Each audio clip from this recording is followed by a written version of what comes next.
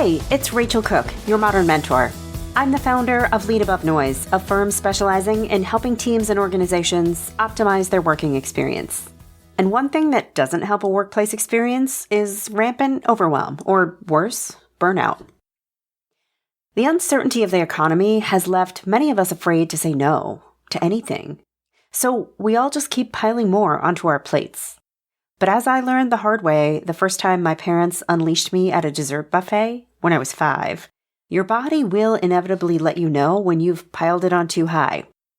My delight at the buffet ended in a cleanup on aisle 6 kind of disaster, but in the workplace, the overpiling on our plates leads less repulsively, but just as terribly, to anxiety and overwhelm and disengagement. And these consequences are real. So if your boss or a client or a colleague is continuing to ask for more and you're just afraid to say no, what can you do?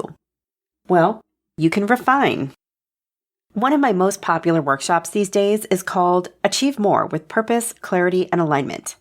And it's designed to help a team clarify its most essential impact, determine which priorities, like which meetings and projects, ladder up to that impact, and then to make more effective decisions around what to take on and what not to. And as part of this workshop, I teach a framework called the SRA, which stands for Stop, Refine, and Add. And here's how we use it. I start by asking teams to complete what's called a purpose canvas. It's a quick exercise to help them articulate the unique value that they deliver, to whom, and why. Then, with that purpose in hand, I ask them to review their calendars and ask themselves this question. If I need to achieve this purpose or impact, what are the things I need to stop doing? And yes, there is always something. What are the things I need to add or start doing? And what are the things I need to keep doing, but can maybe do more efficiently, effectively, or even more joyfully? And this last bucket is where we refine. If you're wondering what it looks like to refine something you're already doing, and I hope that you're wondering, then let's talk about some of the strategies I share in this program. Candidly, I have so many beloved ones that I'll be sharing some this week and some more next week. All of these require you to pause and consider some options before you automatically say yes and run. It does take practice, but here are some options to consider. The first is advise. Sometimes we are asked to do something not because we're needed for the doing, but for the knowing of something relevant or important. Like, take my client Jay. He works in marketing and he is an analytics wizard, which means he is always in high demand and his plate is always spilling over. When we held up his purpose canvas next to his plate, we realized that a lot of what was piling up on his plate was simply because the person who should have been owning the task or project was lacking the analytic confidence or capability. And we agreed together that by taking on an advisory role, Jay could offer a unique value to the work without actually owning the work. We started with one project that was about to kick off. It was a detailed analysis of the past 12 months of campaigns that had been sent. Jay, of course, had been tasked with doing the work. But instead, he approached his boss and said something like this. I've got a lot on my plate right now, and if I take this on, I'm worried another ball will fall. What if instead, Kayla takes it on, and I spend a few hours with her up front setting up the analytics, and I agree to meet with her weekly to talk through progress and advise on the conclusions they're drawing? His boss said yes, and he has since negotiated similar arrangements in 3 other projects. And this is a win for everybody. It means more projects are given the advantage of Jay's expertise, while Jay maintains the capacity to get his own work done without burning himself out. Your area of expertise may be less specific or technical, but can you find just one thing on your plate that needs your brain more than your hands? Give it a try. Next, collaborate. Whatever the thing you need to deliver, a report, a presentation, a process, a product, a safety plan, before you begin, stop and ask yourself, who else in my world might be working on something similar? It may be a colleague in your company. It may be someone you met at a conference or on LinkedIn who does similar work. As long as trade secrets are kept confidential, who can you partner with? This approach adds value through a few lenses. It can drive efficiency if you and your collaborator opt to divide and conquer.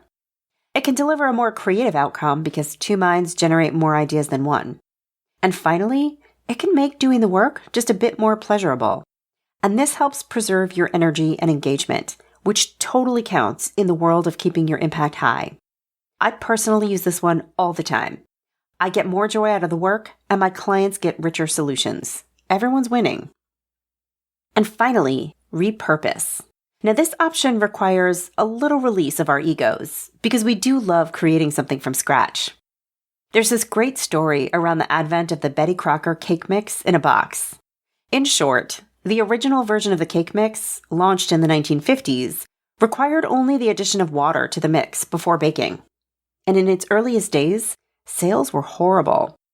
So the company did some market research and discovered that their target customers, in this case being the 1950s and all, it was women who managed the home. They weren't buying it because it felt like cheating. It was simply too easy. And the women didn't feel a sense of ownership of the cake they would ultimately put on the table. So General Mills changed the recipe so the baker now needed to add eggs to the batter, and suddenly it was flying off the shelves. The lesson here is that when we're attaching our name to something, we want to feel a sense of ownership in it, like we played a strong hand in making it. And there's no shame in that. But also, sometimes the impact is in the efficiency. So before you set out with a blank page to go build the thing, just pause and ask yourself, does something similar already exist? Something that gets me 90 or even 5% of the way there. Something I can use as a springboard, but also evolve to make my own. Okay, I hope you found some value in these strategies.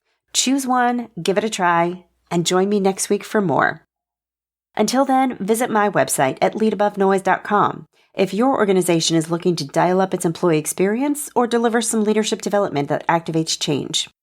You can follow Modern Mentor on Apple Podcasts, Spotify, or wherever you listen to podcasts.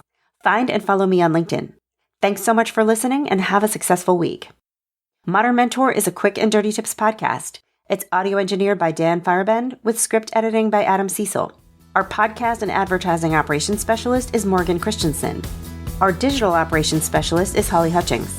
Our marketing and publicity associate is Davina Tomlin, and our intern is Cameron Lacey.